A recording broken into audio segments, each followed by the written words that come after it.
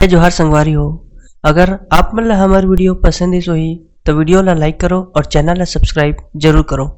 और हाँ, बेल आइकन ला जरूर दबाओ ताकि हमार नवा अवैया वीडियो आप मन ला सबले पहले मिले। जय जोहार, जय छत्तीसगढ़।